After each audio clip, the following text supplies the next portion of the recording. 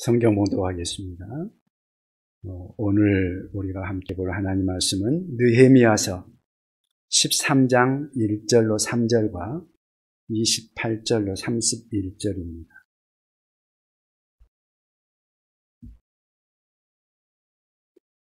구약 성경, 제가 가지고 있는 성경은 747쪽입니다. 느헤미야 13장 1절로 3절 그리고 28절로 31절입니다. 사실은 느헤미야 13장 전체를 다 볼 수가 없어서 중간을 잘랐습니다. 예, 제가 봉독하도록 하겠습니다. 느헤미야 13장 1절부터 3절 먼저 읽습니다. 그날 모세의 책을 낭독하여 백성에게 들렸는데 그 책에 기록하기를 암몬 사람과 모압 사람은 영원히 하나님의 총회에 들어오지 못하리니 이는 그들이 양식과 물로 이스라엘 자손을 영접하지 아니하고 도리어 발람에게 뇌물을 주어 저주하게 하였습니다. 그러나 우리 하나님이 그 저주를 돌이켜 복이 되게 하셨다 하였는지라. 백성이 이 율법을 듣고 곧 섞인 무리를 이스라엘 가운데에서 모두 분리하였느니라. 아멘. 28절부터 봉독합니다. 대제사장 엘리야십의 손자 요야다의 아들 요나가 호론 사람 산발랏의 사위가 되었으므로 내가 쫓아내어 나를 떠나게 하였느니라. 내 하나님이여, 그들이 제사장의 직분을 더럽히고 제사장의 직분과 레위 사람에 대한 언약을 어겼사오니 그들을 기억하옵소서. 내가 이와 같이 그들에게 이방 사람을 떠나게 하여 그들을 깨끗하게 하고 또 제사장과 레위 사람의 반열을 세워 각각 자기의 일을 맡게 하고 또 정한 기한에 나무와 처음 익은 것을 드리게 하였사오니 내 하나님이여, 나를 기억하사 복을 주옵소서. 아멘.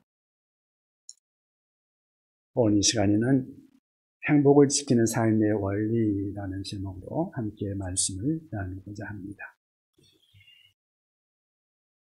흔히 행복은 소유에 있는 것이 아니라 관계에 있다 하는 그런 말을 합니다. 사람들이 많이 가지고 있는 것이 그것이 꼭 행복으로 직결되는 것은 아니다.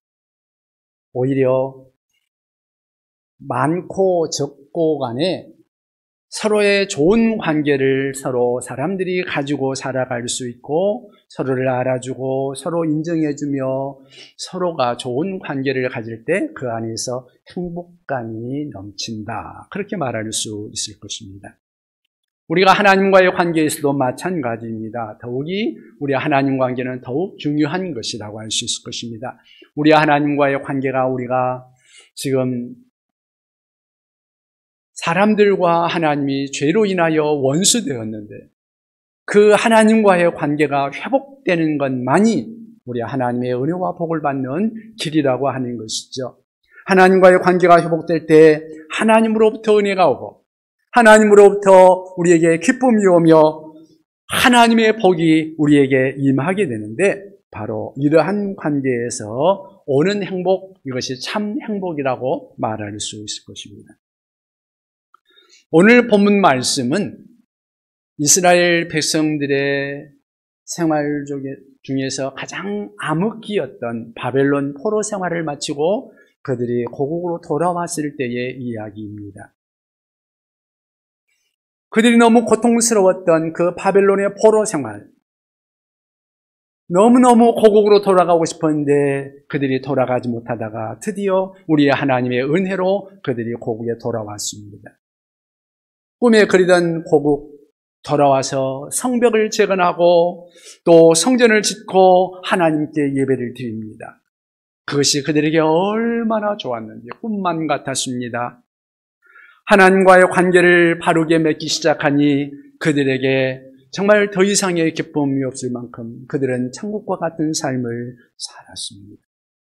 그런데 여러분, 우리가 지금까지 인생을 살아오면서 느끼는 것들은 행복이 한번 찾아오면 그것이 지속적으로 계속 유지하는 것이 그렇게 쉽지 않다는 것이죠.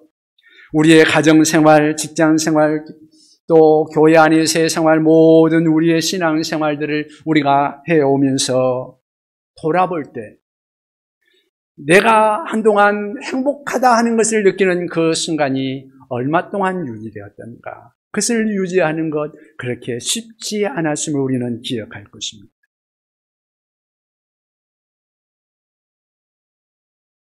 젊은 남녀가 좋아서 결혼을 하고 신혼여행을 기쁨으로 행복하게 떠났는데 돌아올 때는 싸우고 돌아오는 경우들이 많죠. 가족들이 함께 온 집안 식구들이 설레는 마음으로 기쁨으로 서로 모았는데 나중에는 이야기하다가 서로 의견에 맞지 않아서 다투는 경우들도 많이 생기죠. 어떤 사람들이 일평생 힘써 노력해서 높은 자리에 올랐는데 사실 높은 자리에 올라가 보니까 스트레스가 너무 많아 그것 때문에 고통을 겪는 사람들이 많이 있죠. 인생을 살다 보면 우리가 언젠가 행복하다 하는 그 순간이 오기는 오는데 그것을 지속적으로 유지하는 것은 쉽지 않은 것을 우리가 경험적으로 알고 있을 것입니다. 이스라엘 백성들도 그러했습니다.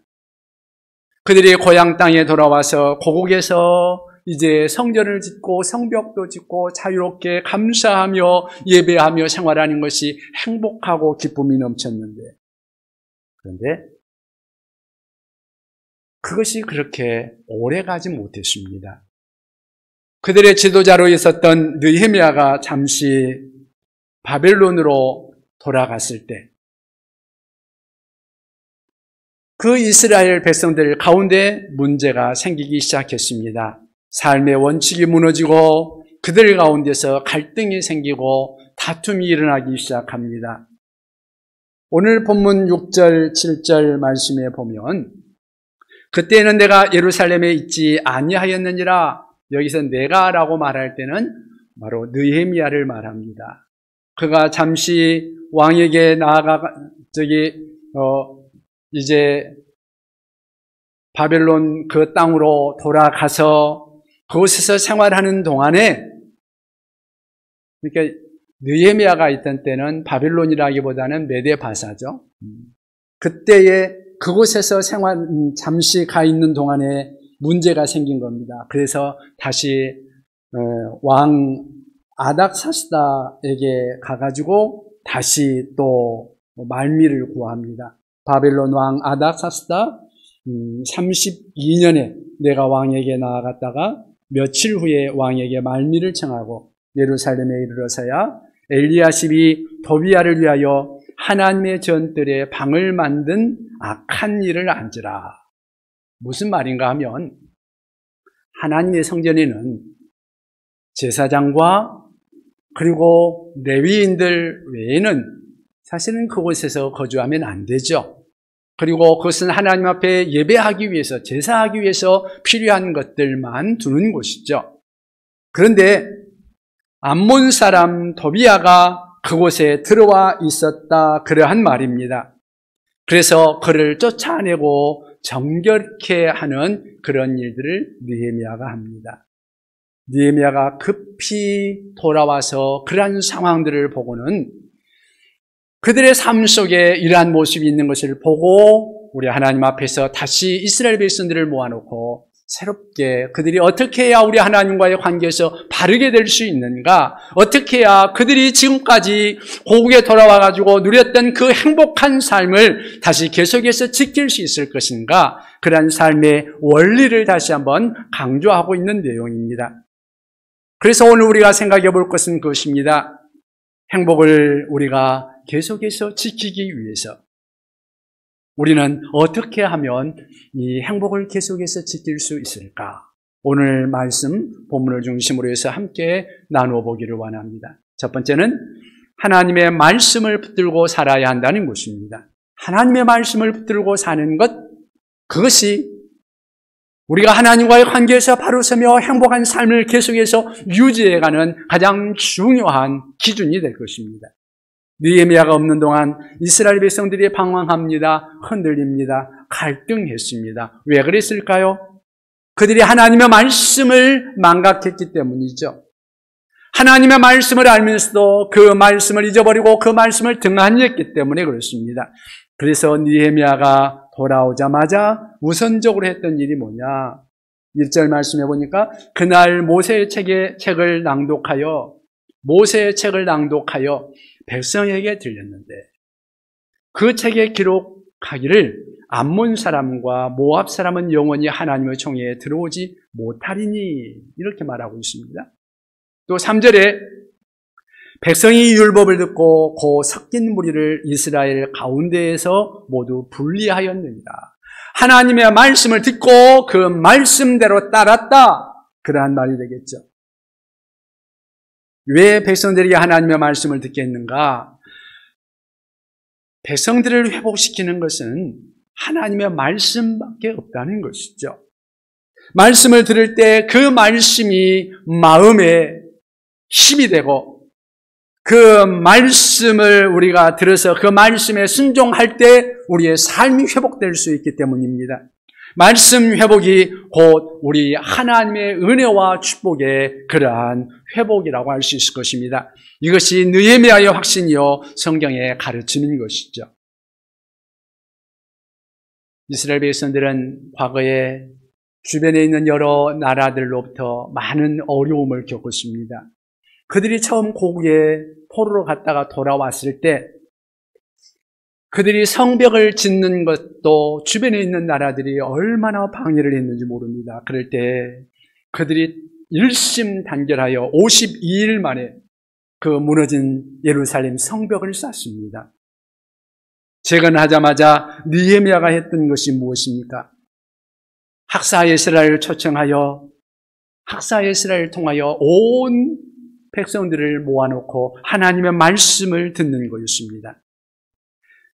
그 마음에 하나님의 말씀의 재건 없이는 불가능하기 때문입니다. 심령의 부흥 없이는 삶의 부흥도 불가능하기 때문에 그렇습니다. 마음을 재건하고 심령을 부흥하는 것이 바로 살아계신 하나님의 말씀을 통해서 가능한 것이죠. 하나님의 말씀만이 영혼을 살리고 우리의 심령을 부흥하게 할 수 있습니다. 하나님의 말씀은 이렇게 말합니다. 하나님의 말씀은 살아있고 활력이 있어 좌우의 날선 어떤 검보다도 예리하여 혼과 영과 관절과 골수를 찔러 쪼개기까지 하며 마음의 생각과 뜻을 판단하나니. 그렇습니다. 하나님의 말씀이 우리의 심령을, 우리의 모든 것을 친히 새롭게 할 수 있습니다. 디모데후서 3장 16절에도 그렇게 말합니다. 모든 성경은 하나님의 감동으로 된 것이로 교훈과 책망과 바르게 함과 의로 교육하기에 유익하니. 여러분, 하나님의 말씀이 우리를 바르게 교육한다고 말하고 있습니다. 그래서 이 느헤미야는 할 일 많고 해야 될 일들도 여러 가지 많이 있고 정말 그런 것들을 하려고 하면 시간이 부족하지만 그래도 가장 먼저 해야 될 일이 하나님의 말씀을 듣는 거라는 것을 확신했습니다. 그래서 하나님의 말씀 듣는 데 힘을 모은 것입니다. 참 축복을 누리기를 원하십니까? 그렇다면 하나님의 말씀을 붙드시기 바랍니다. 여러분, 돈이 우리가 살아가는 데 꼭 필요하고 좋은 것이지만 돈이 행복을 주는 것은 아니죠. 세상을 살아가면서 명예도 좋지만 그 명예가 우리를 행복하게 하는 것만은 아닙니다. 오히려 그런 것들이 나를 외롭고 힘들게 할 수도 있습니다. 인기라고 하는 것 사실은 잠깐 있다가 없어지는 거 아니겠습니까? 그래서 연예인들이 그 인기를 계속 유지하려다가 안 되면 나중에 허무해가지고 마약을 하고 하는 일들이 생기는 거죠. 여러분, 이 세상의 것은 잠깐 있다가 사라지고 이 세상의 것들은 우리에게 진정한 행복을 주지 못하지만 하나님의 말씀은 우리에게 영원한 행복을 줄 수 있는 줄로 믿습니다. 말씀만이 영원합니다. 말씀이 우리의 삶을 바로잡아 줄 것입니다. 시편 1편은 우리에게 말합니다. 복 있는 사람은 악인의 길을 좇지 않는다. 죄인의 길에 따르지 않는다. 오만한 자의 자리에 앉지 않는다. 그리고 뭐라고 말하느냐? 오직 여호와의 율법을 즐거워하며 그 율법을 주야로 묵상하는 자다. 그렇습니다. 성경에 말하는 행복한 사람은 하나님의 말씀을 즐거워하는 사람입니다. 그 말씀을 즐거워하여 주야로 묵상하는 사람, 이런 사람에게 약속된 것이 무엇인가? 시편에서 말씀하시기를 시냇가에 심은 나무와 같다. 시냇가에 심은 나무가 철을 따라 열매를 맺고 그 잎사귀가 마르지 아니하는 것 같이 그가 행하는 모든 일들이 형통할 것이다. 이것이 우리 하나님이 공급하는 것이라고 말씀하고 있습니다. 참으로 감으로도 마르지 않는 행복, 시절을 따라 열매 맺는 그 행복을 여러분들이 지키시기를 원하신다면 하나님의 이 말씀을 붙드시고 가시기를 바랍니다. 스탠리 존스라는 선교사님이 어느 날 성경을 가르치고 있을 때였다고 합니다. 한 인도 청년이 찾아와서 물었답니다. 선생님, 이렇게 성경을 붙들고 산다고 돈이 생깁니까? 직장이 생깁니까? 흔히 사람들이 하는 말이죠. 참으로 현실적인 질문입니다. 그때 스탠리 존스는 이런 대답을 했다고 합니다. 한 가지 분명하게 할 수 있는 약속이 있다네. 만일 자네가 이 말씀을 붙들고 산다면 그때부터 이 말씀이 자네를 붙들어 인도할 것이라네 하고 말했다. 그렇습니다. 우리가 하나님의 말씀을 붙들고 살면 하나님의 말씀이 나를 붙들어 줄 것입니다. 말씀이 나를 붙들면 새로운 인생, 복된 인생을 살아갈 줄로 믿습니다. 유혹 많은 세상을 살면서도 유혹에 흔들리지 않고 말씀 붙들고 삶으로 하나님이 주신 그 은혜와 복을 지키며 살아가는 여러분 되시기를 바랍니다. 여러분, 어떻게 우리가 행복을 지키며 살아갈 수 있을까요? 두 번째는 구별된 인생을 살아가야 합니다. 구별된 인생을 살아야 한다. 오늘 본문에서 느헤미야가 이스라엘 백성들에게 말씀을 읽어준 다음에 첫 번째로 요구한 것이 뭐냐? 그것은 분리해야 된다. 이스라엘 백성들은 암몬 사람과 모압 사람들과 구별된 삶을 살아야 한다고 요구하고 있습니다. 왜 구별된 삶을 살아야 한다고 할까요? 인종적인 편견 때문일까요? 빈부의 격차 때문에 그럴까요? 아니면 지역적인 갈등이나 학력적인 차이 때문인가요? 세속적인 그러한 삶 속에서 우리가 그러한 사람들과 분리되는, 구별되는 그러한 삶을 살아야 하는 이유가 뭐냐? 그것은 그들의 세속적인 영향력 때문에 우리가 그들과 똑같은 삶을 살아가지 않도록 하기 위해서 하는 것입니다. 다시 말하면 죄의 영향력이 우리에게 미쳐지지 않도록 하기 위해서 그들과 구별된 삶을 살라는 것이죠. 누룩처럼 순식간에 번져서 사람을 타락시키고 쓰러뜨릴 수 있는 죄의 그러한 위력에서 우리가 구별된 삶을 살아가기를 우리 성경은 우리에게 요구하고 있는 것입니다. 3절은 그렇게 말합니다. 백성이 이 율법을 듣고 그 섞인 무리를 이스라엘 가운데서 모두 분리하였느니라. 또 10절 이하에 쭉 읽어보면은요, 우리가 구별된 삶을 위해서 두 가지의 실천 사항을 요구하고 있습니다. 느헤미야가 이스라엘 백성들에게 요구하고 있는 두 가지의 구별된 삶, 요구하고 있는 것이 무엇인가? 하나는 11조 생활이요, 하나는 주일 성수입니다. 안식일을 지켜라. 여러분, 11조는요, 돈과 연관된 것이죠. 우리의 소유와 연관된 것입니다. 그리고 안식일은 시간과 연관되는 것이죠. 하나님의 백성들은 돈을 관리하는 것과 시간을 관리하는 것을 잘 해야 할 것입니다. 이것이 세상 사람들과는 다르게 구별되는 그러한 삶을 살아야 하는데, 사실 돈과 시간을 우리가 구별되게 살아간다면, 바르게 사용하며 살아갈 수 있다면 세상 사람들과 구별된 삶을 살아갈 수 있을 것입니다.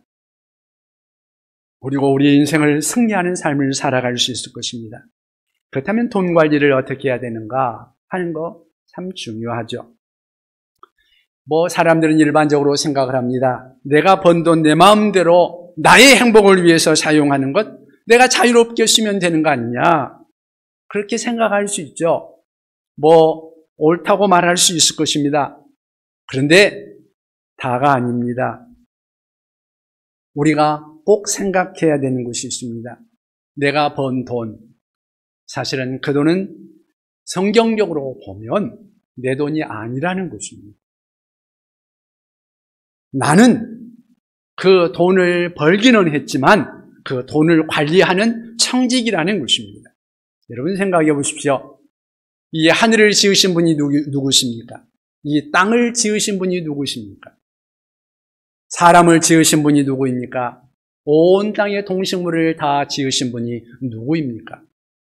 그리고 지금 현재 이 세상을 다스리시는 분이 누구십니까? 지금 이 땅을 만들고 우리가 벌 수 있는, 돈을 벌 수 있는 모든 자원들을 다 만들어 놓고 준비해 주신 분이 바로 우리 주님 아니십니까? 상품을 생산할 수 있는 건강과 지혜와 능력을 주신 분, 그분이 바로 우리 하나님 아니십니까? 여러분들, 우리 하나님에 대해서, 또한 우리의 삶 속에서 우리가 수입하는 것들에 대해서 한번 깊이 생각해 볼 수 있기를 바랍니다. 우리는 하나님의 은혜로 삽니다. 하나님의 것을 관리하는 관리자요 청지기입니다. 그러니까 이 모든 것의 소유자이신 우리 하나님, 그 하나님의 말씀을 들어야 되지 않을까요? 그분의 말씀대로, 그분의 명령을 따라서 살아가는 것이 옳지 않을까요? 우리 하나님은 그래서 우리에게 말합니다. 너희 수입의 10분의 1을 내게 돌리라. 왜 그래요? 하나님께서 왜 10분의 1을 내게 돌리라고 말씀하고 있을까요? 그것은 모든 물질의 주인이 하나님이라고 하나님께서 말씀하는 겁니다.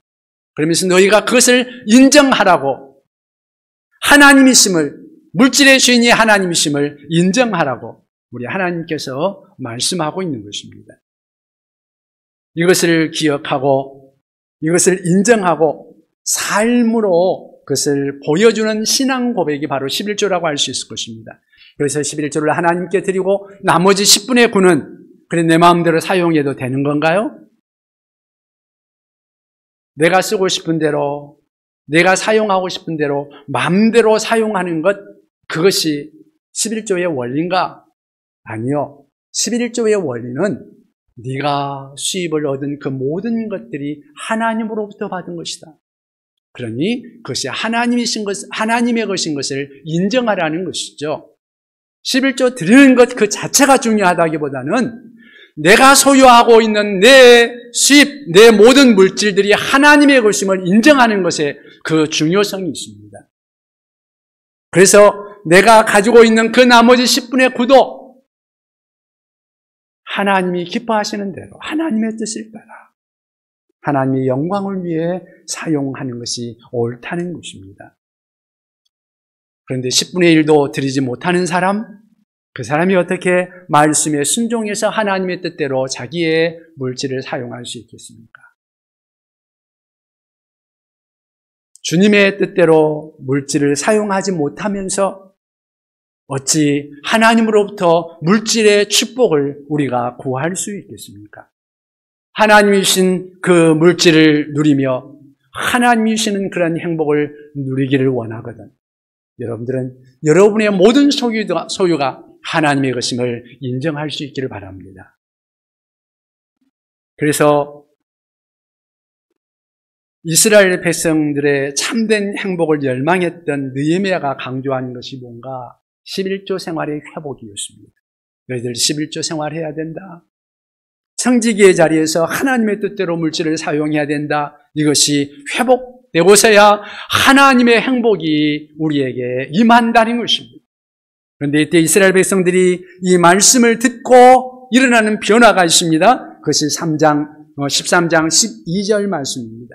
이에 온 유다가 곡식과 새 포도주와 기름의 11조를 가져다가 곳간에 드림으로 11조를 드리기 시작했다, 그런 말입니다. 곳간에 드린 11조를 분배할 사람에게 분배해주고 나누어 줄 사람들에게 나누어주고 공동체가 회복되기 시작합니다. 그들에게 행복이 깃들기 시작한 것입니다. 안식일을 준 수도 마찬가지입니다. 우리의 모든 날들, 사실은 내가 살아가는 것, 내 생명이 있어서 내 마음대로 살아가는 것 같습니다만은 사실 나의 날들이 내 것이 아니죠. 우리 하나님이 우리에게 주신 거 아닌가요? 여기에 대해서 세상 사람들은 아니라고 반박하고 싶은 사람들이 있겠습니다만은, 그러나 여러분, 하나님께서 우리에게 어느 순간에 우리의 영혼을 부르시면 우리는 그 순간 가야 합니다. 아무도 거부할 수 없습니다. 예수님께서 말씀하신 말씀 중에 한 부자가 농사를 많이 짓고 소출이 많아가지고, 야, 배부르다, 내가 창고를 더 많이 짓고 더 즐기자고 생각하는 그때 하나님께서 오늘 밤 너를, 내 영혼을 부르라고.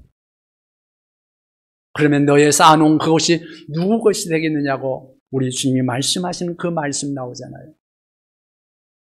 아무도 하나님이 그 영혼을 부를 때 거부할 수 있는 사람이 없습니다. 그렇다면 우리의 시간들도 다 하나님의 것이라는 사실입니다. 그러니까 우리가 살아가고 있는 모든 날들은 하나님의 것이요, 일주일 모든 날들이 다 하나님의 것입니다.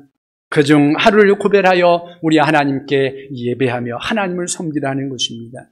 하나님이 기뻐하시는 일을 하며 그 하루를 보내며 우리 하나님을 섬기기 위해서 우리 하나님이 정해놓은 것이 바로 안식일이죠. 나머지 6일을 사는 동안에도 주님이 기뻐하시는 그 삶을 살아가기를 우리 주님은 원하십니다.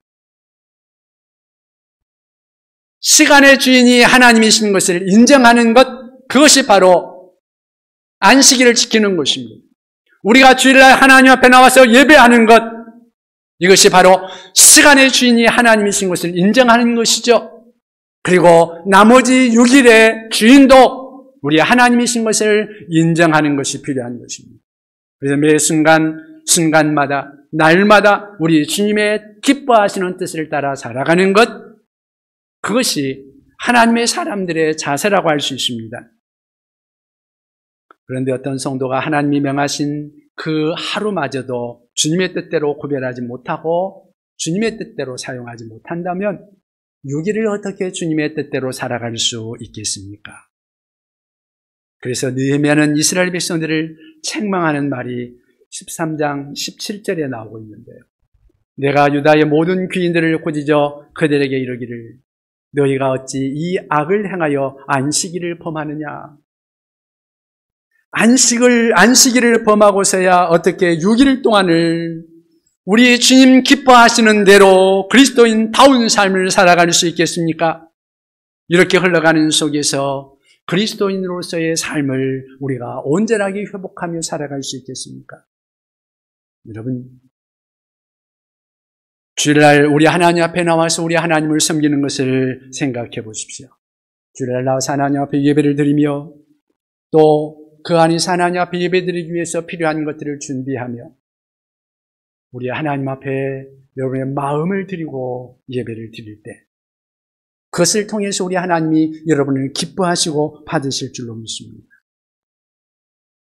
또한 예배를 드리고 그 하루를 정말 우리 하나님이 기뻐하시는 그러한 일들을 해 나간다면 우리 하나님이 여러분의 삶을 복주시지 않을까요? 주일날은 가능하면 우리 하나님이 나에게 무엇을 원하실까? 그 기뻐하시는 일들을 한다면 여러분들이 어떤 일들을 할 수 있을까요? 성경을 읽을 수도 있겠죠. 찬송할 수도 있겠죠. 예배드리고 돌아가서는 또 만나는 사람에게 그리스도의 복음을 전할 수도 있겠죠. 어려움을 겪는 사람을 찾아가서 위로하며 또한 신방할 수도 있겠죠. 여러분들이 주님이 기뻐하시는 일들이 무엇인지를 생각하며 그 일을 할 수 있다면 우리 하나님이 기뻐하시리라고 생각합니다. 중요한 것은 세상 사람들과 다르게 구별된 삶을 살아갈 필요가 있다는 것입니다. 세상 풍속을 따라서 세상 사람들이 사는 모습 그대로 살아가는 것이 아니라 우리 하나님께서 나를 통해서 이루시기를 원하시는 그러한 삶의 모습이 무엇인지를 생각하며 내가 살아갈 때 우리는 세상 사람들을 살아가는 그대로 따라가지 않고 구별된 삶을 살아갈 수 있다는 것입니다. 그래서 하나님의 청지기가 되어서 주님의 뜻을 실천하는 그러한 삶을 살아갈 수 있을 것입니다. 남은 인생 우리 주님의 선한 청지기가 되어 주님의 뜻을 따름으로 우리 주님이 주시는 행복을 누리며 살아가는 여러분 되시기를 바랍니다. 여러분 어떻게 하면 우리의 행복을 지킬 수 있을까요? 세 번째는 기도로 주님의 도우심을 구해야 합니다. 기도가 필요한 것이죠. 여러분 느헤미야가 이스라엘 백성들의 행복을 위해서 가장 많이 한 것이 무엇인가? 바로 기도입니다. 예루살렘 성이 불타고 무너졌다는 소식을 들었을 때 느헤미야가 정말 그러한 말을 듣고 고통스러워하면서 기도했던 내용이 바로 느헤미야서 1장에서부터 나오고 있죠. 그 결과 하나님 앞에서 눈물을 흘려 기도하며 구하다가 아닥사스다 왕의 마음을 움직이고 결국은 고향 땅으로 돌아올 수 있게 됩니다. 일을 진행시키는 순간에도 느헤미야는 계속해서 하나님 앞에서 기도합니다. 이 13장만 보아도 느헤미야는 계속해서 기도하고 있는 모습들을 보는데요. 14절에도 기도하는 내용이 나오고 22절, 29절, 31절 계속해서 느헤미야의 기도가 나옵니다. 14절에 그렇게 말하죠. 내 하나님여 이로 말미암아 나를 기억하옵소서. 내 하나님의 전과 그 모든 직무를 위하여 내가 행한 선한 일을 도말하지 마옵소서. 22절에도 기도합니다. 내가 또 레위 사람들에게 몸을 정결하게 하고 와서 성문을 지켜서 안식일을 거룩하게 하라 하였느니라. 내 하나님이여 나를 위하여 이 일도 기억하옵시고 주의 크신 은혜대로 나를 아끼시옵소서. 계속해서 29절에도 그들을 기억하옵소서, 31절에도 나를 기억하사 복 주시옵소서 하나님 앞에서 기도하고 있는 모습을 봅니다. 마지막 이 느헤미야서를 마치면서까지도 기도로 마무리하고 있는 모습입니다. 이 기도는 개인의 유익을 위한 기도라기보다는 오히려 공동체의 유익을 위해서 느헤미야는 기도하고 있습니다. 단순히 끝마치는 기도가 아닙니다. 끝까지 최선을 다하는 리더의 모습으로서의 기도하는 모습이죠. 지도자로서 해야 할 도리를 다한 후 모든 결과를 하나님께 맡기는 그런 진심 어린 그러한 기도인 거죠. 성경은 말합니다. 쉬지 말고 기도하라. 왜 쉬지 말고 기도하라고 할까요? 사실은 인생이 쉬지 않는 여러 가지 쉴 수 없는 여러 가지 많은 일들이 끊임없이 우리에게 이루어지고 있잖아요. 여러분 어제 기도로 오늘을 살 수 없다는 것을 기억하십시오. 어제 먹은 양식으로 오늘을 살아갈 수 없듯이 내가 어제 기도했던 그 기도 가지고 오늘 살아갈 수 없다는 거죠. 오늘의 삶을 헤쳐나가려면 오늘의 기도가 필요합니다. 그래서 우리 주님께서는 우리에게 말합니다. 오늘날 우리에게 일용할 양식을 주옵시고 우리에게 날마다의 필요한 양식을 먹듯이 또한 우리는 날마다 우리 하나님 앞에서 이렇게 기도하며 살아갈 필요가 있는 줄로 믿습니다. 오늘의 행복을 위해서 우리는 오늘의 기도가 필요함을 기억하시기 바랍니다. 혹시 여러분 중에 기도 안 해도 평안하신 분이 있습니까? 그런 분들은 정말로 정신 바짝 차리고 조심하십시오. 위험이 다가오는 것일 수도 있습니다. 여러분 아무리 성숙한 성도도 기도하지 않으면 세상 사람들과 금방 똑같아집니다. 영이 쇠약해지고요. 능력이 사라지는 거죠. 그러다 보면 인간적인 수단과 방법이 동원되게 되고 그리스도인다움이 사라져 버리는 거죠. 그래서 점점 삶의 의미가 약화되고 희망도 사라지고 마침내 예수 믿는 행복감도 사라져 버리는 거죠. 그러다 보면 생존을 위한 몸부림만 우리에게 남게 되는 것이죠. 여러분, 진정으로 우리 주님 안에서 회복되기를 원하십니까? 여러분의 심령이 부흥하며 우리 주님 안에서 복된 생애를 살아가기를 원하십니까? 그렇다면 우리 주님의 말씀을 붙드시기 바랍니다. 그리고 주님의 말씀을 따라서 세상과 구별된 삶을 살아갈 수 있기를 바랍니다. 무엇보다도 우리 주님의 도우심을 구하며 기도하는 삶, 기도의 무릎을 꿇는 삶을 살아갈 수 있기를 바랍니다. 무릎을 꿇을 때 우리 주님으로부터 새로운 은혜가 올 것입니다. 무릎을 꿇을 때 우리의 영혼이 살아나고 새로운 마음이 시작될 것입니다. 그 안에서 새로운 역사가 일어날 것입니다. 오래전에 이탈리아의 북아프리카 출신의 한 청년이 살고 있었습니다. 어린 시절에 잘 믿었던 기독교인이었습니다. 그가 기독교 신앙을 떠나서 이단에 빠지고 방탕한 생활에 빠져서 청년기를 보내고 있었습니다. 그런데 이게 웬일입니까? 자기가 누리고 있는 그 모든 것들이 마음껏 살아가고 있는 것 같은데, 그런데 분명히 행복해야 되는데 마음속에 전혀 행복은 찾아오지 않는 것입니다. 시간이 흐를수록 점점 마음 한구석에 괴로움이 있고 점점 마음이 힘들어지는 것입니다. 그러던 어느 날 무료하고 공허한 마음을 달래려 이 생각 저 생각하고 있는데 바깥 정원에서 뛰노는 아이들의 소리가 들립니다. 그런데 그 아이들 하는 말이 책을 펴서 읽어봐라, 책을 펴서 읽어보아라 말하는 것입니다. 그 노래죠. 노래 소리에 그런 소리가 들립니다.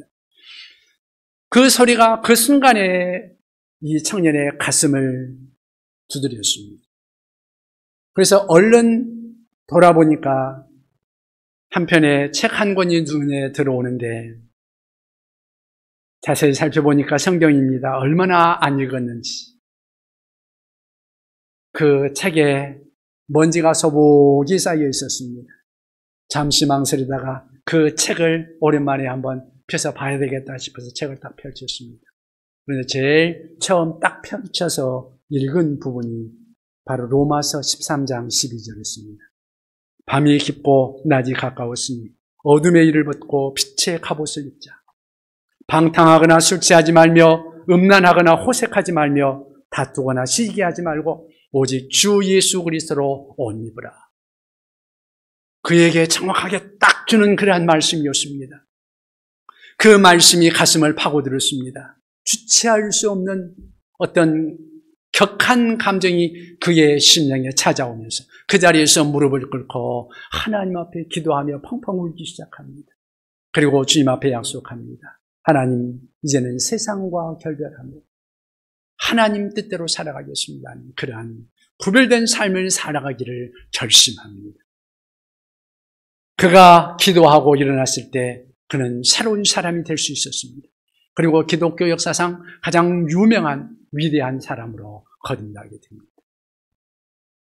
중요한 우리 기독교의 역사의 틀을 만든 바로 성 어거스틴이죠.